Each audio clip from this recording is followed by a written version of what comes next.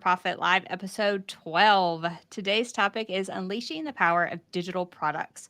So, in this episode, we're going to talk about how digital products like SVG files, ebooks, even courses can help you grow your business. You can ask questions if you're joining us on the YouTube Live. So, be sure you're in the live chat and then you can just ask any questions that you have. We will keep it on topic and we will pull some of those questions at the end of the episode. If you have questions that are like completely off topic, I want to ask Angie and Corey something, there is a form in the description below the YouTube video or in the podcast notes. So head there, fill out the form, and we do episodes occasionally where we just answer your questions. All right, and make sure to rate and review our podcast. We say this every time because it really helps our podcast grow and it helps us get a larger audience. So find your favorite podcast network and rate and review. Give a thumbs up to this YouTube Live. However you might want to give us that support, we would really appreciate it. So today's guest is Abbi Kirsten from Abbi Kirsten Collections, and we are so excited she's here. We've worked with her on a bunch of different things, and she's here to talk about the power of digital products. So Abbi, can you introduce yourself? Yeah, thank you guys so much for having me. I'm really excited to be here today. Forewarning everyone who's watching this, I am a little bit sick, so you're probably going to hear me be a little raspy throughout this. But anyways, thank you guys so much for having me today. I'm Abbi from Abbi Kirsten Collections. You've probably seen me around the web at some point in time. I love to teach people how to create and craft, especially with their cutting machines. And my mission is simply to just make the world a more joyful place through the power of creativity. So thank you so much, Abbi, for being here. And you make the world a better place just with your paper flowers. So if you have not seen her paper flowers, be sure to check those out. All right, so we're going to start with first your journey. So tell us about your journey into digital products. What inspired you to start creating and selling them? Well, honestly, this is going to sound really cliche, but digital products found me. I had absolutely no intention or mission of heading down a digital product path. But when I started, I was actually making, as you mentioned, my paper flowers, I was making handmade paper flowers to sell on Etsy, and I was shipping bouquets to brides and arrangements and things. So it was actual physical product business going out. And I started getting a lot of requests from brides, coincidentally enough, that were like, I want to actually make this for myself rather than purchase the fully made design. And I was like, okay, how the heck do I do that? I have no idea. Is that even possible? I had no idea. So I just went to the internet. I was like, how can I make a digital file? How can I digitize what I created in a template form that I drew? And put it in a way that I can share it via the internet. And so I just did a lot of self-research and that kind of stuff and figured out how to use certain programs to make this happen. And then once that question got answered for me, I ended up launching my Etsy shop that was just for digital templates. And I was selling all of the flower templates as digital files and then creating tutorials to go along with them so I could teach these people who wanted to make that for themselves. And that's kind of where it all just spilled out from there. It was really just people asking me for it. I was like, this is awesome. And then I was like, I only have to make this once and then I don't have to ship anything. And it was so cool because I just love the passive income side of it. Yeah, that was for me is the shipping portion, running an Etsy shop and the shipping. I hated the shipping portion and the actual, all of that business aspect of the handmade market. So for me, the switch to digital was the best because I could make something, like you said, once, sell it over and over again, and no shipping. It's delivered digitally, automatically even. Right away. Yes. Yes. All right. So you mentioned a little bit about your paper flower templates, but what other types of digital products do you offer through Abbi Kirsten Collections? And then what's the most popular for you? Yeah, so the flower templates are where I got my start. But from there, what evolved was I actually got more people who said, hey, you should write a book. They're like, you should write a book. I'm like, I don't know how to write a book. I don't know how to contact a publisher. They're like, well, just do a self-published ebook. I'm like, all right, let's try that. So again, I went back to researching to figure it out. And I was like, all right, I can put an ebook together. That's basically photographs and these digital templates that I can make, and I can write tutorials in a book. And that's what I did. I wrote my first book it was 2015, The Art of Giant Paper Flowers. That was my first ebook. And then I wrote a second one, The Joy of Paper Flowers, 2 years later. And then I've also written a few other ebooks for Cricut crafting, and then eventually it evolved into courses because I realized that I liked the ebook side of it. I liked that I could put more value into an ebook than just like a single download for my people. And then I also got people who wanted to learn on a deeper level, and I was like, all right, how about courses? And so then I started researching, how do we do this course thing? And it sort of was just one step at a time. And it evolved to a point where now I had these individual downloads. I had these ebooks. I even did some spin-off bundles from like individual downloads that I would put into bundles. And then I would do more immersive experiences with my courses and stuff. And so those are all the different variations of digital products that I currently have at Abbi Kirsten Collections. I feel like for me too, it was like, I'm going to sell this one thing, and then it just sort of starts to pinball. Yep. Is that the right word? I don't know. I'm not feeling particularly well either today. But it starts to it's a domino effect. There we go. I got the right game. Yeah. And you're like, okay, well, let's take it another level. And it is kind of like letting your customer also sort of lead where you're going, which we've talked about before, because a lot of times we want to kind of take the reins, which is understandable. But if we listen to our customers, they will give us feedback on what they're looking for. Yeah. And something like ebooks, like you talked about, like if I wanted to write a book and self-publishing seems daunting, like it seems like this whole thing, and I would have to find a publisher or self-publishing a printed book. But an ebook, you could make one and sell it very, very easily. So also the easy aspect of some of these digital products is like drew me in as well. Yes, absolutely. I do think it's amazing how you can produce them rather easily. You don't have to have this super elite set of skills. I think some people can get intimidated about doing a digital product because they think I have to have this whole graphic design experience and I have to know how to do XYZ first. Like, no, you can legit just dive into it and be messy kind of with it and learn as you go. Because I will tell you, like, I look at my first digital product, my first ebook, which I've actually never remodeled, and I should totally remodel it because it's so bad now. But like just that, like I've come so far from the experience of learning along the way. I always like to say you kind of have to suck in the beginning to be great later on. Like it's just part of the process. You can't arrive at great until you've gone through the journey. So yeah, absolutely. You can embrace it wherever you are, and it doesn't have to be complicated. So that leads us into like, what is your process for making creative files, like tools, software? What are your favorite things to use? Yeah, so when I started my research, I had to figure out how to do things digitally because I needed to share it via the internet. So of course, everything had to be digital, and I didn't really know what questions to ask. But you know how it is when you don't know what question to ask, you go to Google, you ask a question, and then Google figures out what you're trying to say, and then you just sort of like evolve from there.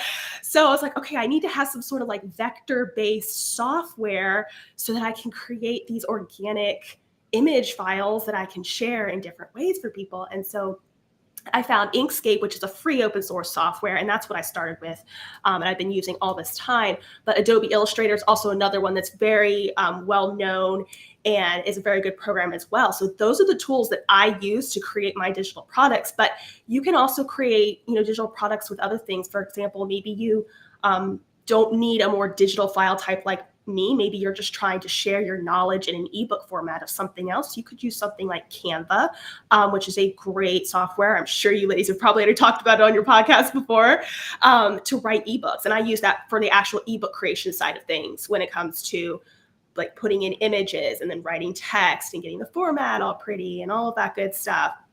So those are my primary go-to sources for that. And then, of course, there's platforms. There's so many spin-off answers to that, platforms to host your courses if you go down the course route, and, camera equipment if you happen to be filming and you want to go the more video form route. There's a lot of rabbit holes there. But for me, my digital files, I do primarily in Inkscape. I still do Inkscape mostly because I just started there and I know it so well. And it worked. I was like, okay, well, I know it. Let's just don't reinvent the wheel. I'm good. So I still kind of live in Inkscape to this day. Yeah, I'm definitely an Illustrator girl, and I've tried to go to other programs, and my brain is like, no, you're an Illustrator person. Yes. I also think one of the great things about Canva in particular is they have so many templates, right? So you're not just starting from a blank page. Whether you want to do an ebook, they have tons of ebook templates. You can also buy ebook templates, like on places like Mhm. Creative Market. Mhm. So if you're looking for something that Canva doesn't have, you can go looking on, Etsy or Creative Market or Creative Fabrica. They all have templates that you can find. But then if you wanted to do something that was different than that, like they have, editable checklists or, these sorts of things. And those can be simple digital files that you can sell or give away as like an email lead. Mhm. So maybe you sell a certain type of thing at a craft fair and people are coming to you like, what do you need to take to a craft fair, for your soap business or whatever. You could create like a specific checklist for the soap business, the things you need to bring to a craft fair for that Yeah. particular type of business. You can share it, you can give it away, you can sell it for, very low price. But that's another thing I really love about Canva is that you can just go find a design there. There's a billion of them. Mhm. Yeah, absolutely. And I think Canva's great too for like when you get to the side of marketing for your product, having a lot of like mock-ups and things like that that you need to create to actually market the product, like images that would go on sales pages or in emails or on in your blog posts or wherever you might be talking about it. It's so great for like those templates, like you said, to create those mock-ups and marketing graphics there for sure. I Absolutely. often find the templates in Canva also, they almost are brainstorming for me. So if you search Canva templates and you search like checklist or cheat sheet or something like that in the templates, it's often like, hey, I could spin that template to be relative to like my business and use it as like a freebie download for an email or something like that. So it's almost like a little brainstorming in the Mhm. background there too. When I look at templates for ebooks, cheat sheets, they have so Mhm. many templates. There are thousands. Mhm. Mhm. Yeah, absolutely. I have like if you could see the history of my Canva account, I have so many things I've started. You're like, "Oh, that's pretty. I'll do something with that later." You stick it in there, and then like 2 years pass, you're like, "Oh, I remember. I looked at that template a while back." I spent 10 seconds on that Yeah, 2 years it's ago. awesome. You could go down a rabbit hole for sure. That is so funny. I think we're all like that. My Canva backend is like a disaster. Like Oh, there's no organization. It's such a seriously. mess. Seriously, it's cute. I try to get organized now, and I'm just like, yeah, that's a cute idea, but I don't know. That is hilarious. All right. So how did you first start monetizing your digital products and like what kind of platforms have you found have worked really well for your sales? Yeah, so the first place I monetized, of course, was Etsy, which is, I mean, everybody knows Etsy. So it kind of has its own source and flow of traffic, which is a great place to start. If you're looking for, doing simple ebooks, simple checklists and printables, things like that, you could definitely get started there very easily. But I do think it's important that you're always standing out on your own, kind of branding yourself, setting yourself apart. Don't put all your eggs in one basket, that kind of thing. So for me, once I kind of got used to the Etsy world, I decided, okay, let's start a website, which ended up just being like a blog.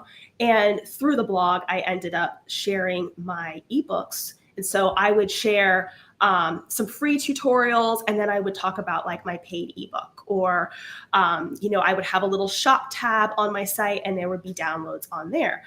Same thing for like my courses. I would create free workshops around them. I would do like a live free workshop, and then I would maybe turn it into like a replay evergreen that people could watch on demand, and then they would get invited into a program. So there is like endless ways that you can monetize your product as far as getting people aware of them.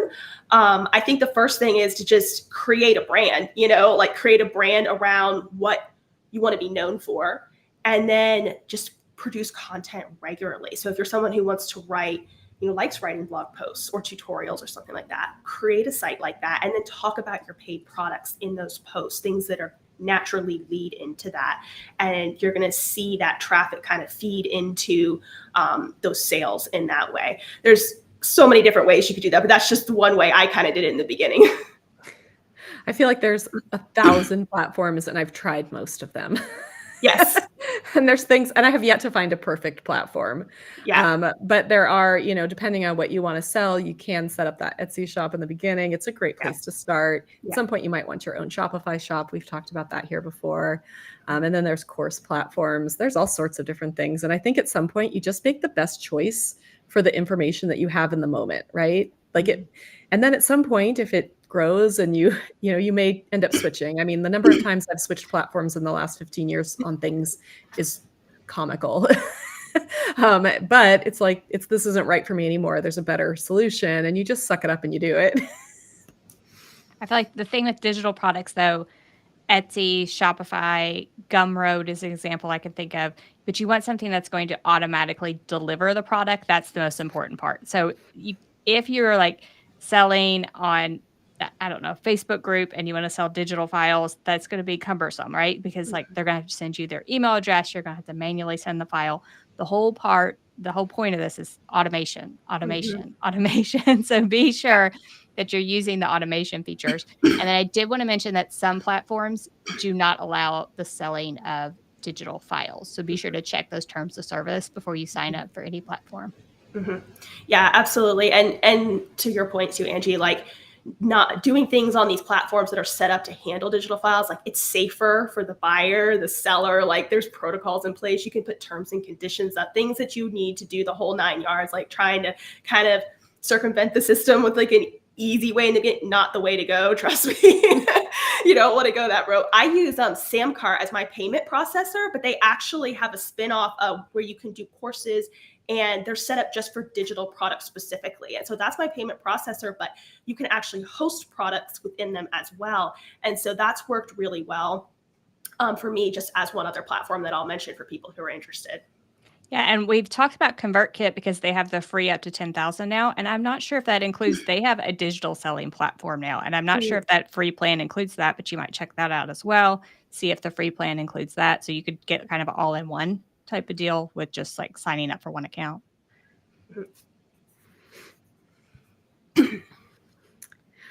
All right. We are at our first commercial break. I like that I just announce it these days. It's time for a commercial break. So our commercial break today is, I guess, sponsored by Abbi. She has a really great resource for brand new small business owners. So it's called her Launch and Grow Your Creative Business Workbook, and she has it for only $7. This is basically a set of questions that will help you like figure out what to sell and where to sell it.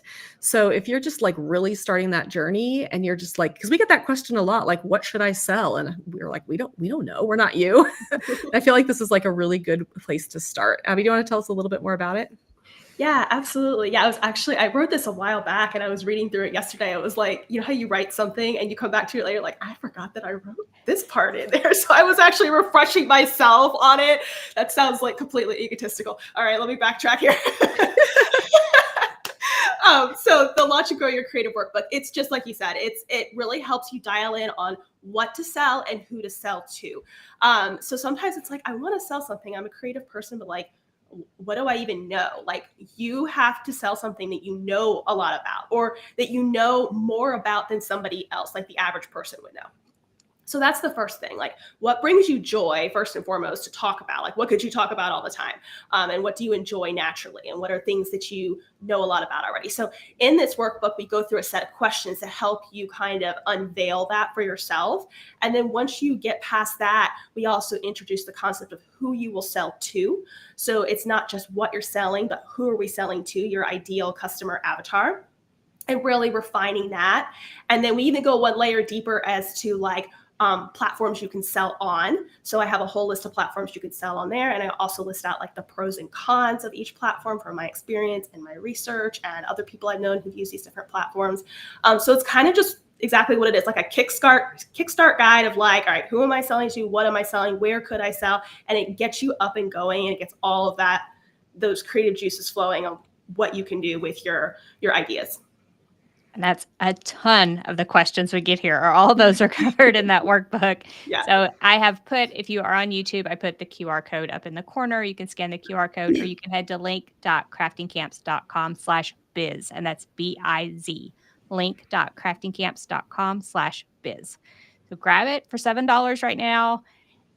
And if you're just starting out on your business, I feel like it could be a great resource. But even if like you started and maybe you started wrong and didn't develop that customer avatar and maybe you feel like you're selling the wrong product, this could be your feat for you as well. Mm-hmm. I feel like sometimes when you want to start your business, you're like completely overwhelmed and you don't know where to start. This is where you start, guys. This is like a great place to like just kind of focus on a few things instead of getting like overwhelmed with, okay, I have to create all of this stuff and this brand and 1,000 things. It's like, okay, we're going to start here small. And I think that's really, really helpful for a lot of people. And it's never too late to course correct. If you started wrong, it's never too late to course correct. Trust me, I course corrected. It's never too late. All right, next question. What challenges have you faced in creating and selling digital products, and how have you overcome them? Well, first and foremost, my challenge has been that I have so many ideas. I'm one of those people, and I realize that may not resonate with everybody, but for me, I have so many ideas that I will start one idea and I'll sort of get a little bit into it, and then I'll come up with another idea and I won't finish the first idea. And I'll kind of just stack ideas forever. And then I'll look back and I'll be like, oh, I'm so exhausted from all these amazing ideas, but I have nothing that's out there, like nothing to show for it. Like you guys could probably relate to that. And so that's been a real struggle for me, is being like, dial in on what's really going to matter. What do your customers want? What are people looking for? So finding that balance of not kind of going like squirreling and like, ooh, like shiny object here and there and all that stuff, really staying focused. And the way you stay focused, again, kind of like what that workbook defines, but really understanding what people are looking for. What do you know about, and what are people looking for? So I've actually had to bring myself back to that many times, because it's so easy to go off on that path of just getting distracted and not staying focused or following through with these products. And excuse me, that's been my number one issue, just in general, creative ideas. I guess that could probably go to any type of product, but I think with digital, it really resonates, because with digital, you can kind of produce once and you don't have to keep reproducing, right? So it's like you produce once in most cases and it's there to sell. So you can just compound ideas over and over and over and over and over again, and it can grow. And so that's been a real struggle for me at times. I'll add one struggle. Well, I have two kind of big struggles, but I'll talk about one here. One of my struggles for digital products has been when I have decided to change something about my digital products. Mm-hmm. So I have, I think at this point, 1,700 SVG files in my shop. And I decided to change the terms of service and give everybody a commercial license. But my terms of service that was inside the zip for each and every file said that it had a personal license, which meant I had to update 1,700 files.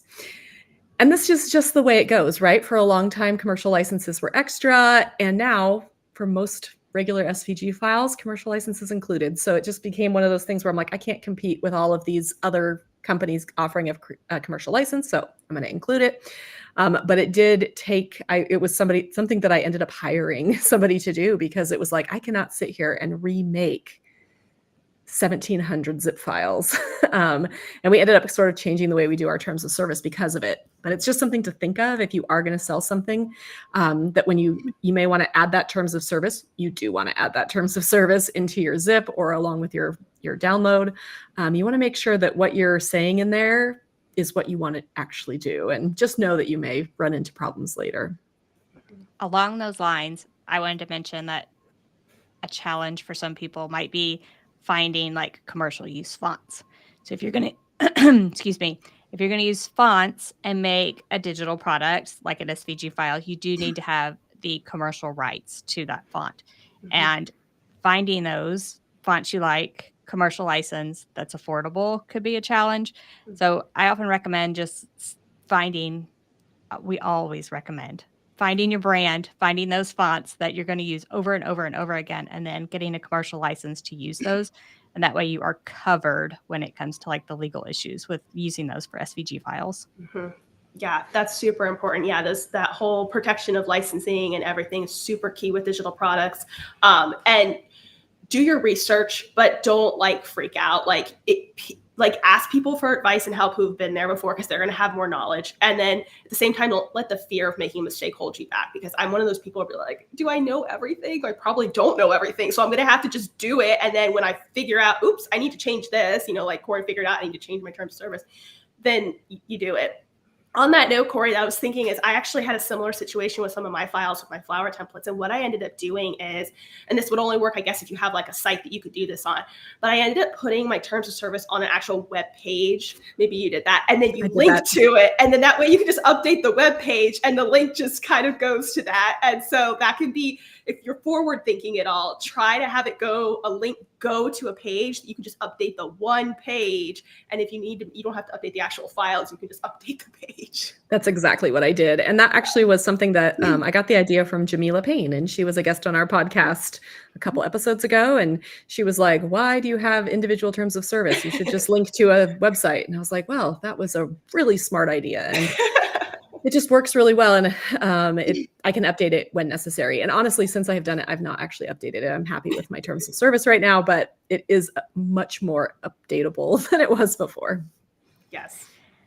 I was going to insert a challenge here of like in being inspired by someone versus copying their design. So I feel like that's a challenge overall, just in our industry, in the crafting industry, but especially with files.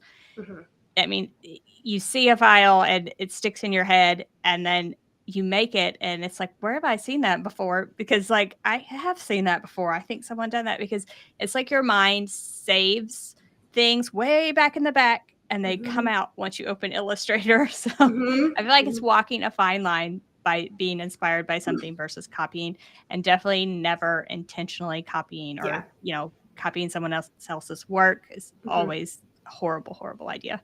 Yeah, absolutely. Never intentionally do it. And mistakes may happen, like you said, Angie. Like I've done that before where I have something stick in my mind. I'm like, oh crap, like that was not my original idea. Like, and there's also this weird fine line of like where there's so much common use things, where it's like you'll get something that's so much like, okay, this is a flower. Like this is like a round petal flower. And someone's like, that's mine. I'm like, no, pretty sure God created that. Like and so it's weird. It's a very weird dynamic, and you have to navigate that. Just do your research, and never intentionally copy anything. And I think my rule of thumb is like 5 notable differences between yours and something maybe that you're inspired by or anything else. I'll often sometimes, if I create a design file or I have like a finished sample project, I'll photograph it and I'll put it into like the Google image search, and I'll make sure that there's like nothing that's like, oh, that looks like that was like literally copied from that. Because maybe I had a moment where I was like, oh, I saw that somewhere, and then I made it later on. I was like, well, that needs to have some more changes because it looks way too much like somebody else's stuff. And sometimes you can even do that and you haven't seen it. Sometimes it legit is just like, oops, well, it happened. Yeah. Like everyone can have similar ideas. We can draw inspiration from similar places. So.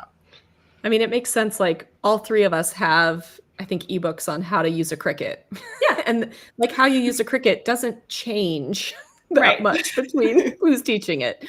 Right. We all have our own styles, but like, you're going to have the same process. So I think at some point there's also, there's going to be some overlap. There's going to be the things that are trending right now. There's going to be like, whatever it is, I like the 5 notable differences idea. Maybe it's different scale, different colors, different fonts, different, whatever it is, like mix it up and don't copy directly. But I do feel like just with the way that our industry is, there is going to be overlap, and you shouldn't worry about it very much because I feel like you could get caught up in it, but then you'll just be stuck in that forever. Yeah. Except I have the list in my mind of things like the things I do not touch, like copyrights, like Disney's copyrights. Yes. Oh, absolutely. So those big copyrights, I do not touch them. I don't go anywhere near Disney. Nothing's even going to look like mouse ears. Like it's just not going to happen. Yeah, no, definitely. You're 100% right. Stay away from Disney, branded things like that. And trademark phrases are a huge thing. I actually had to learn that the hard way because I sold on Etsy one time, and I won't like say the brand just to be respectful, but like I legit didn't know that this brand had trademarked a certain word that was so commonly used. I mean, it was used like the word the, and I was like, I had no idea this brand owned this word. And I was using it as a search term to be found. And so they messaged me and I was like, oh, I had no idea. So if you just go to like the trademark, the USP or whatever it's called, the trademark website, you can type in phrases. That's super important if you're like doing typography, like SVG designs, and perhaps you're using like a phrase or something, or maybe you're using a phrase from a song or something like that kind of stuff. You need to go and make sure that there's not like a word trademark on that, because someone will get you. I know that a big one that people get caught by is the Lucky Brand jeans and all that. The word lucky is trademarked. So you can't just make a St. Patrick's Day design that just says lucky, especially if it kind of has a retro font. They're going to get you for it. And it's just like, you're like, it's not at all about pants, but Apparently it is about pants. So it's just one of those things. And you know what? I've been hit with a trademark thing. I know you've been hit, Abby. I don't know if you have, Angie, where you just get a letter and then you go, oh, I guess I'm going to learn. And you take it down right away. You don't fight it. You just are like, okay, you know what? We're moving on. But again, stay away from those big, you know, J.K. Rowling is not going to play. No. No.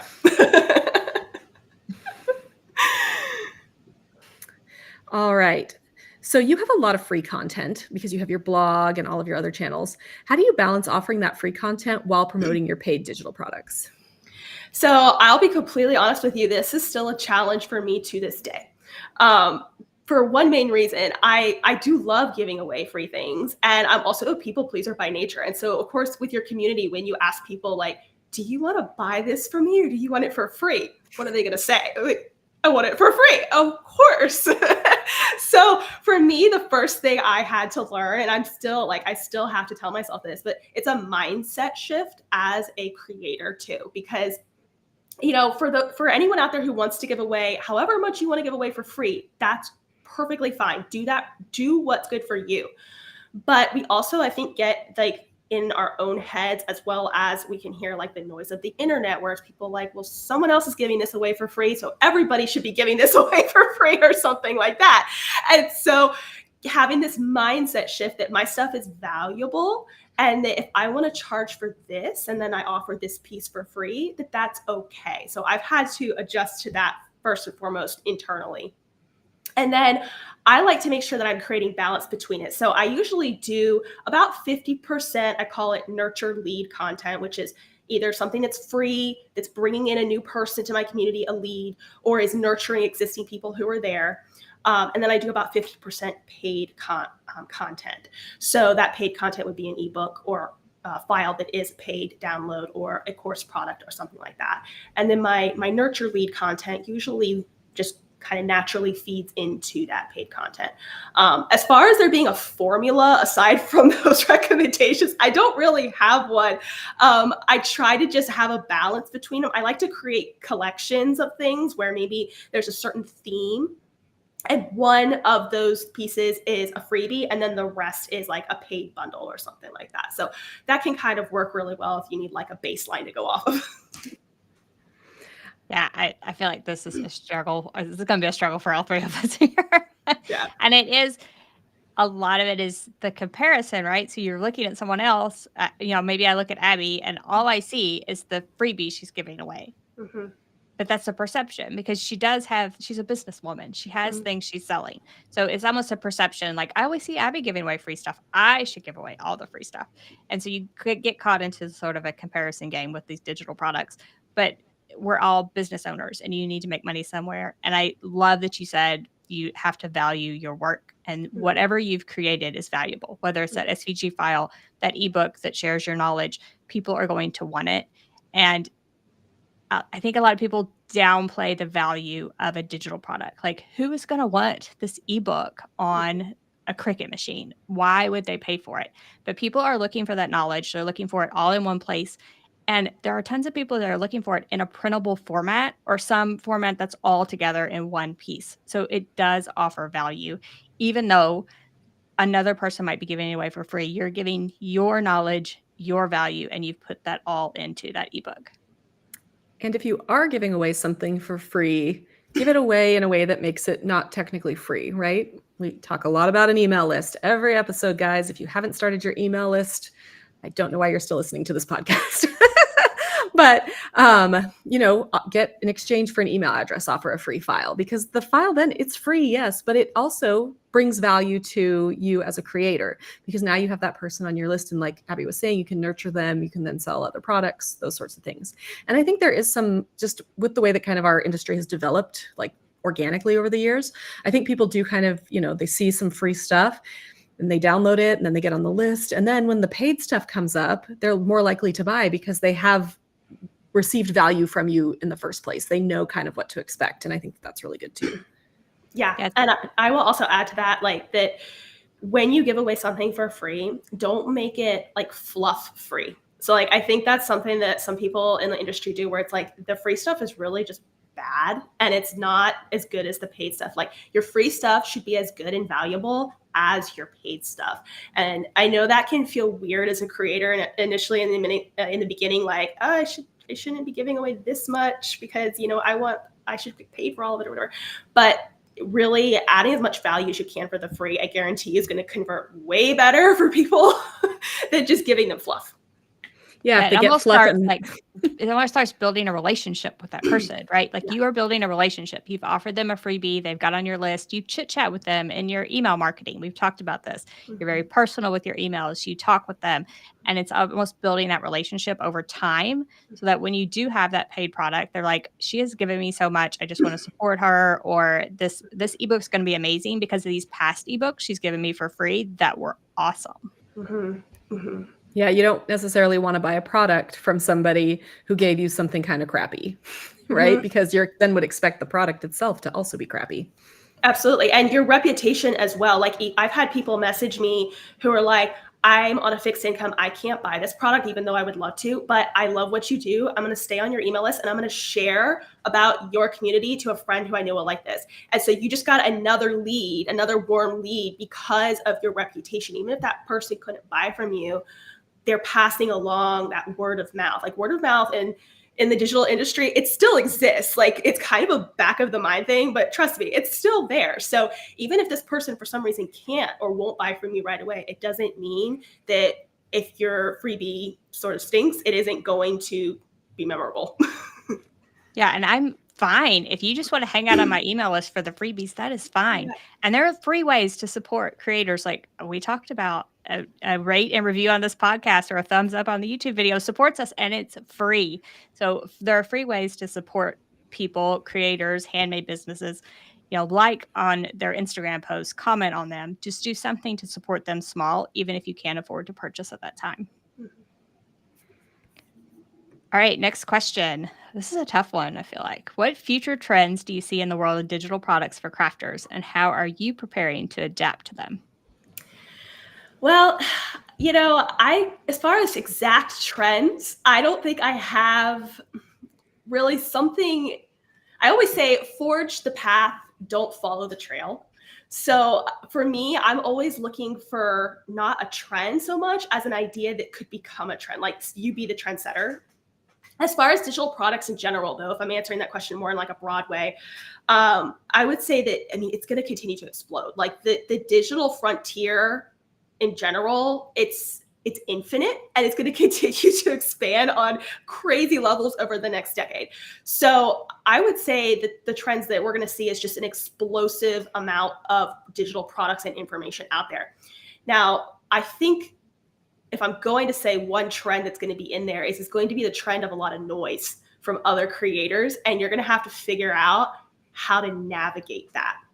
So if I was going to answer this question with some sort of value aside from like a specific trend, I would say there's going to be a lot of noise and competition, and you're going to have to figure out how to stand out from that. And that's where like forging the path and not just following the trail is going to come in, looking for new ideas and being super genuine and authentic with your people. And like we were just talking about, like, don't give away fluff, that kind of stuff. Like I think the trend is going to be just more information coming at people, and you've got to like stand out with something unique, new, genuine, and authentic. So that's not super specific, but that is probably my best answer to that question. I think AI is going to explode. I mean, it is exploding. Yeah. Which means, like you were saying, I would say that 95% of the things AI creates right now are terrible. Oh, right? absolutely. Just really, really bad. And so we had noise before. We have like a crowd now. Like it's just exponentially. Yeah. Like a Taylor Swift concert screaming at us. Of really bad AI, right? So you need to figure out how to, one, create a really good product, like really good files. Learn how to create files that are really cuttable. If you're making SVG files that are, you know, where all your spelling and grammar is correct. I mean, if you go on, I mean, we love Creative Fabrica, but you can always tell when something has been maybe AI created on there because, the other day it was like, I saw when it was a cake and it was like, birthday name goes here. Like whoever Whoever made it didn't understand the concept of what we were looking for in this SVG file. So making really high quality files, whatever they are, high quality ebooks, whatever it is. And then also, like you were saying, be genuine and authentic, because you are not a robot, right? We don't necessarily want machines creating art for us. And so we can talk more about like buying from actual humans and, just spreading the word that like, yeah, AI can create some cool stuff, but at what cost? I feel like be a consumer of whatever digital product you're thinking of creating. So if you're going to make SVG files, own a cutting machine and actually use SVG files from other people so you can see what we're talking about. There are some that, and frankly, they are not cuttable. And it's a lot of these websites out there that claim to be able to make SVG files from like anything you put in, and they are horrible when you import them. And just doing things to your files that makes them come in the right layers with everything grouped together. Things like that will make your files be the ones that people want to purchase, because they don't have to do anything to them. They don't have to hack them when they upload them to Cricut Design Space. So be sure that you're a user of whatever digital format you decide to sell. Yeah, I think absolutely. it's hard to compete with, where somebody's like 10,000 SVG files for $2, right? Like it's really discouraging, but then you remember those were made in, probably by somebody not being paid enough in another country who doesn't speak English, which, is not a bad thing. But if you are making English things, you should probably speak English. And they are made really quickly. They don't cut well. They're probably traced from other files, all of these different things. And if we educate our audiences about whatever it is, I mean, we're talking about SVG files here just because that's what we tend to make. But whatever type of digital file that you're making, we can educate our audiences as well as we go forward. Like, these are cuttable because I understand how a cutting machine works. I understand how vector files work. I've cut 1,000 different designs on my cutting machine. I know what fonts work, all of these different things. We can sort of educate also as we go. It's another thing you can create content around as well. Yeah. On the note of education, I think too, like when you're delivering that digital product, if it's like an SVG or an ebook or something, add something else in there that's relevant, but they didn't ask for it. It's kind of like, when you get those like handmade items that you might buy off of Etsy or something, and like the shop seller puts something like an extra bonus in there, and you're like, oh, I love this. And then like it becomes more memorable. Like do the same thing with your digital products as well. Like go the extra mile. It's never crowded there, Yeah. The extra mile is not selling 10,000 SVG files for $2, just so we know. And it honestly, sounds like it is, but it's not. Yeah. Honestly, some of those ones that you're talking about, like I've seen what you're talking about, and you can get these downloads and they don't actually have what they say is in it either. Like it's just totally just a facade and there's not actually there. So on that note, always deliver what you're going to, like what you say you're going to deliver, always deliver it, and then add a little something extra and you'll go far. And just also, I was going to say, just from a user perspective, again, I know we're talking about SVG files, but this probably applies to other things as well. Sometimes I'll order like a bundle of SVG files and then they're named 1, 2, 3, 4. Things like that drive me crazy. And I feel like, I name all of my files by what the actual thing is so that people can find them. I have HLMS, Hey, Let's Make Stuff, at the beginning of all of my file names. So like even the way you name your files can be really important to your customers, because then they can organize them better. They can find what they're looking for. Like, I don't know what file 6 is. I have to open up, and they're all in individual folders. So I have to open up each individual folder, then open up each individual file to see what I'm getting. And that is just a pain in the butt. So that's another thing. Just think about customer experience when you're delivering your files. Yeah. And on that note too, like I can't tell you, you guys probably get this exact same thing. How many times people get lost or like, I don't know how to download this. I don't know how to upload this. I don't know what this means, or how do I install this extension? Like little tutorials of like AI can't do that for you. Like a person needs to teach someone else how to do that. So include that being like an example of the extra thing that goes in there. Like, here's how to do this and stuff like that, like going above and beyond. It makes a world of difference. Yeah, FAQ page will save you all kinds of customer service issues. Yes. So I was going to say this, we're talking about SVG files, but I was going to mention like ebooks have all these same issues. I feel like I intentionally download like these 10-in-1 Cricut books, and they're so horrible. They're obviously generated by something that has never used a Cricut machine in its life. And does not know how to use Design Space. So it's the same thing, just going above and beyond with anything will put you far above the competition of these things that are AI generated. Yeah. All right, so we have one more question, but before we ask it, I want to make sure you guys, if you want to ask any questions, go ahead and do that in the YouTube live chat. We have a couple that have come through, but if you have any more questions, now is the time to ask because we're going to answer them here in just a minute. So our last question for Abbi today is, what advice would you give to someone who is just starting out with creating and selling digital products in the crafting industry? I would tell you, first and foremost, do your research. Do your research and start with something that brings you a lot of joy, because that's going to show through so much to your customers in the beginning, and that's going to give you a real connection. I would also say just get started. I know that sounds so simple, but I am type A perfectionist, and I have so many things that hold me back because I feel like everything has to be just this way before I can jump into anything, digital product, anything. Like, just get started and then be willing to listen to feedback and then make adjustments. That's another thing an AI can't do. It can't listen to a human's feedback and then make adjustments for the better. So take whatever you have in your knowledge, put it out there, just get it out into the world, and then be super receptive to feedback and perfect it. And I promise you, you will grow. Yeah, I feel like you said, sorry, sometime in the beginning of this episode, you said something about how your first ebook was horrible, and everyone's is. Like, Yeah. let's just face it, guys. Like, Mhm. do not let it hold you back that I Mhm. don't know how to make an ebook. Well, just make one, because eventually you will learn how to make an ebook. Mhm. Like, I am struggling right now with making my stuff where it could be read like on a Kindle or something like that, so I could do more sales that way.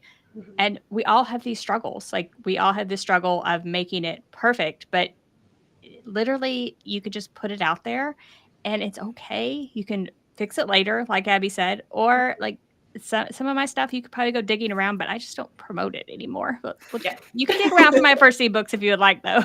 Yeah. And I think we also have to realize that technology and things grow as time goes on, right? So like my first ebook might have been made in Word, like Microsoft Word, because Canva wasn't a thing. And now we have Canva and we think, oh, I can create a really beautiful design in Canva. Awesome. But are those Canva designs going to look super dated and old and not very good when we are 10 years from now? And we're reading through our eyeballs? Probably, whatever it is, like, some sort of implant. Yeah, probably.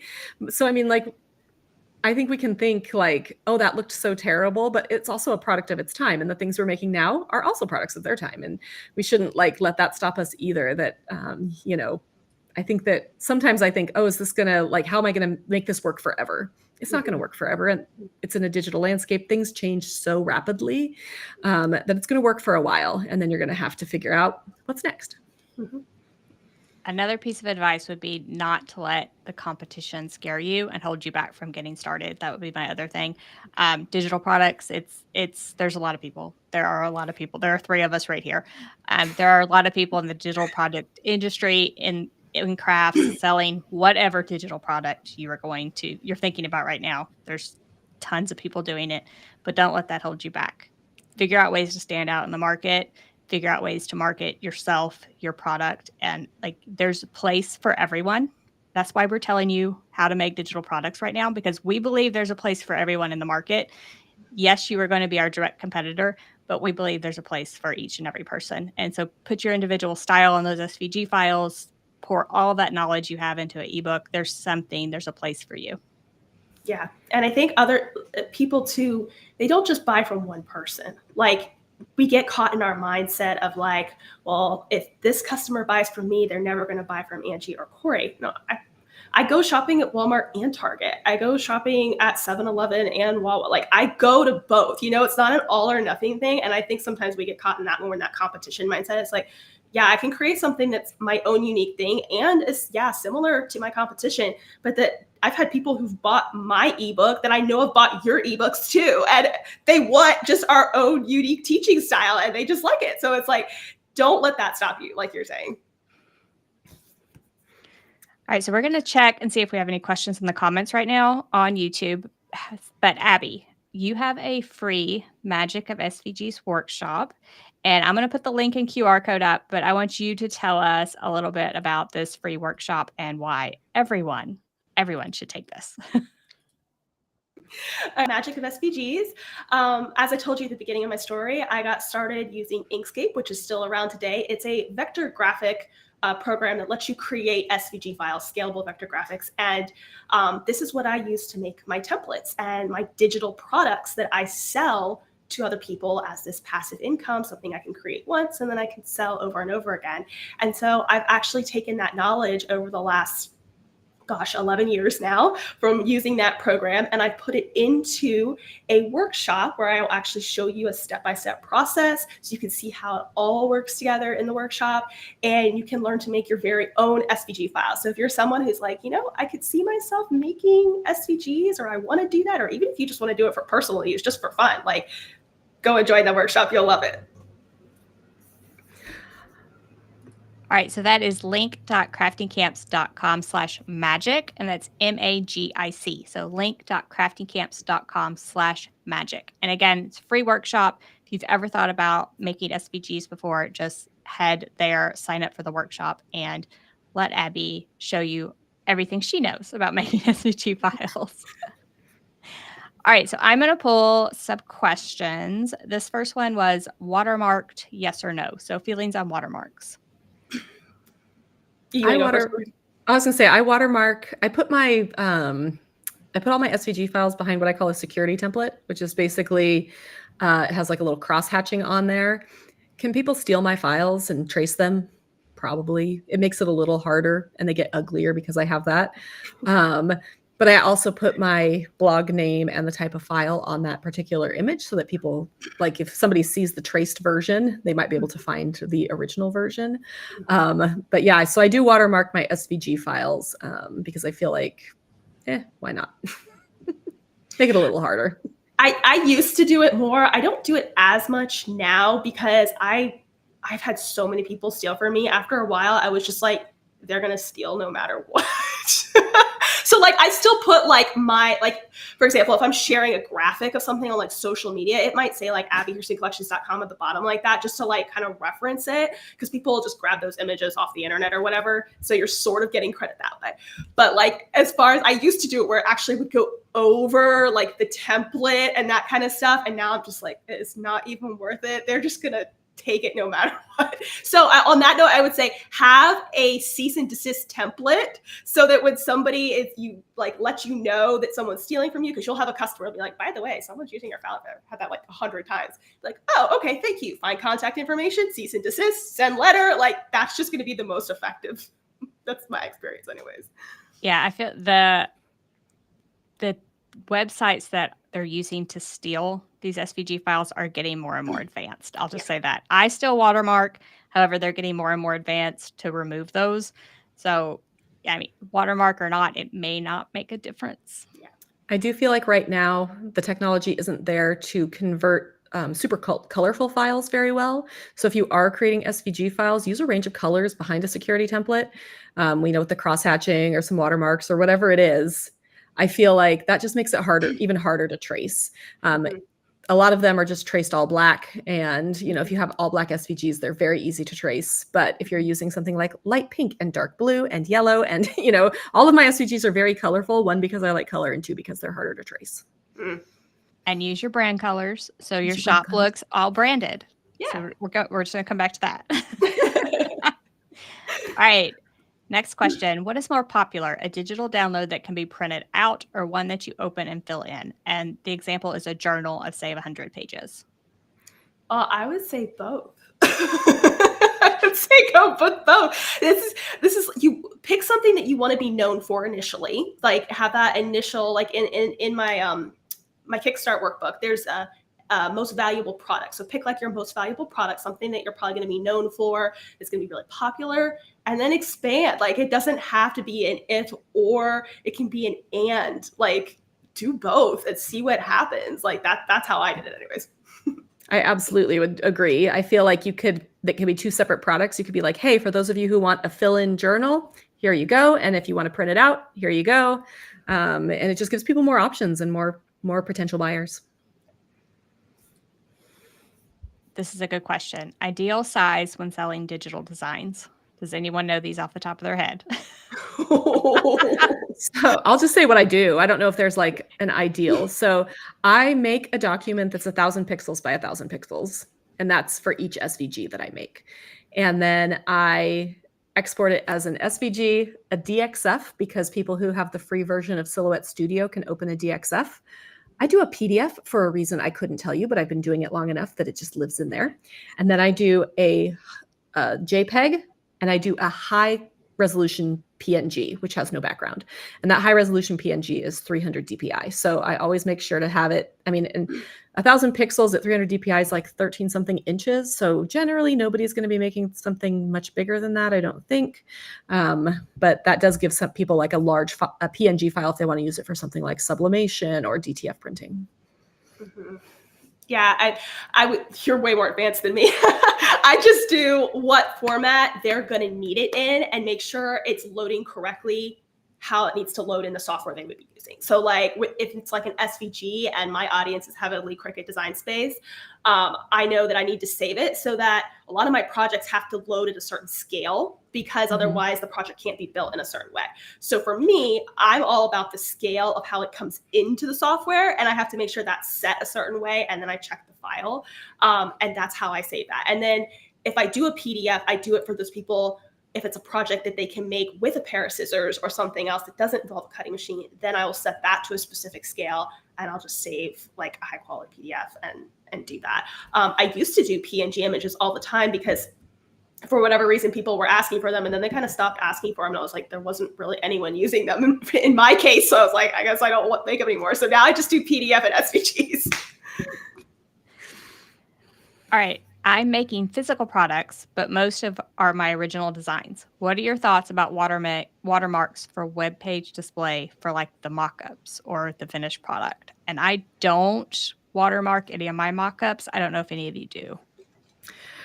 I used to like watermark all of my photos. I would export them. You can, in Adobe Lightroom, you can export things with a watermark, which is really nice. You upload the watermark and it just will automatically put it on everything when you export it, which is nice. So if you want to do it that way, highly recommend Lightroom for photos. But when I'm doing mock-ups and things like that, I just don't anymore. I just feel like there's people who are going to steal, and I hate those people, but there's nothing I can like really do about it. I mean, I can fight it where I can see it, but people are going to be bad no matter what. And I think watermarks kind of make my mock-ups look a little ugly, so I don't tend to do it.